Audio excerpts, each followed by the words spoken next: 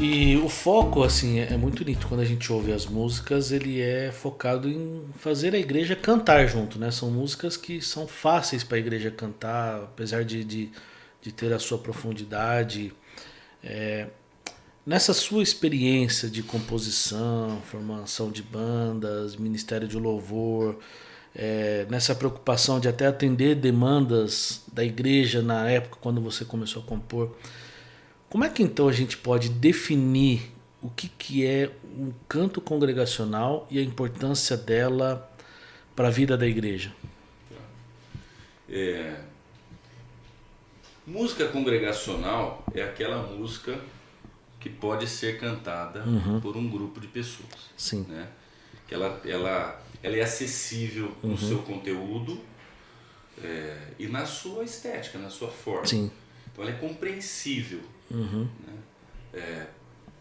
Para um grupo de pessoas. Então a gente tem que imaginar que dentro de um contexto de igreja local você tem crianças, você tem adolescentes, você tem jovens, você tem velhos, você tem adultos, você tem recém-convertidos, você tem gente que nasceu no contexto da igreja, você tem gente letrada, você tem gente iletrada, você tem gente com pós-graduação, você tem gente que foi até o pré-primário, você tem de tudo.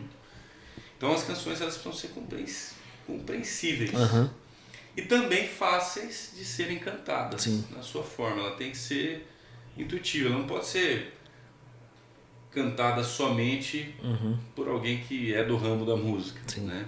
Então, música congregacional é assim que eu enxergo. Agora, quanto ao valor da música, qual que é a sua segunda pergunta? A pergunta foi qual que é a importância dela para a vida da igreja?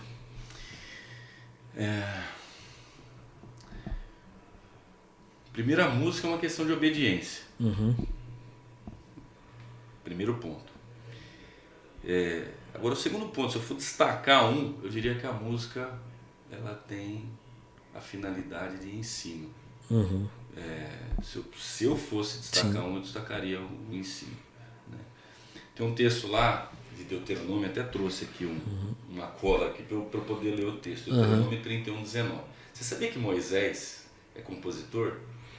Tem o Cântico de Moisés lá. É curioso, pessoal, compositores da Bíblia e tal. O Cântico de Moisés está registrado em Deuteronômio 32. Mas ele é uma composição ordenada por Deus. Né? Então, e Deus ordena aqui no 31:19: agora escrevam para vocês esta canção, ensinem-na aos israelitas e façam-na cantá-la, para que seja uma testemunha a meu favor contra eles. Cara, Deus manda que seja composta uma canção e que ela seja cantada para que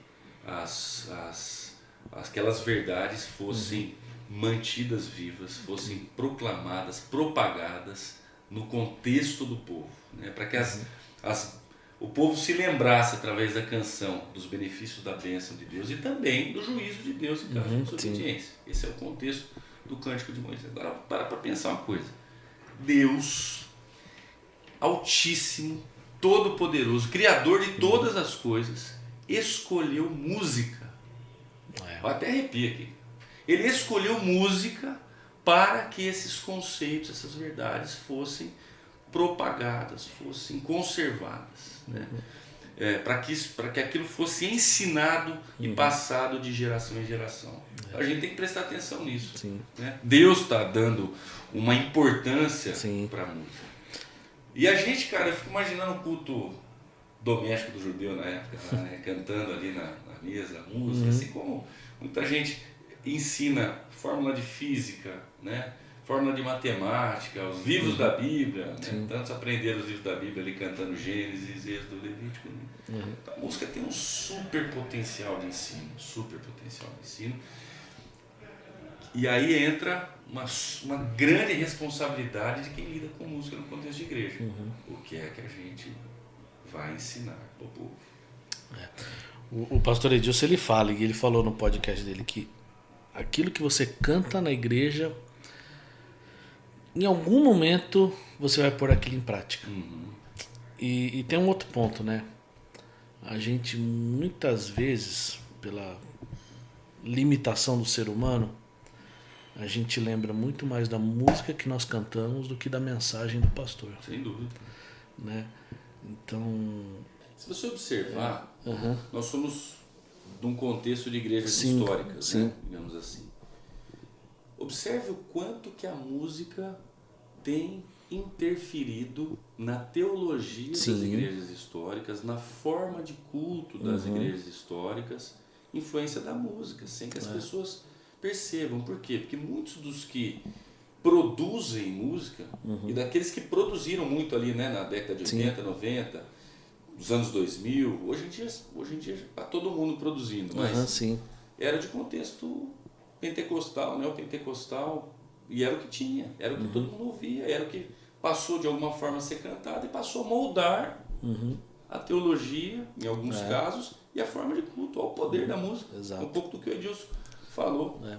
Então nós estamos falando que a música congregacional ela ajuda a gente no ensino, entender o conselho de Deus, os atributos de Deus, a disseminar os conceitos da palavra dentro da comunidade local.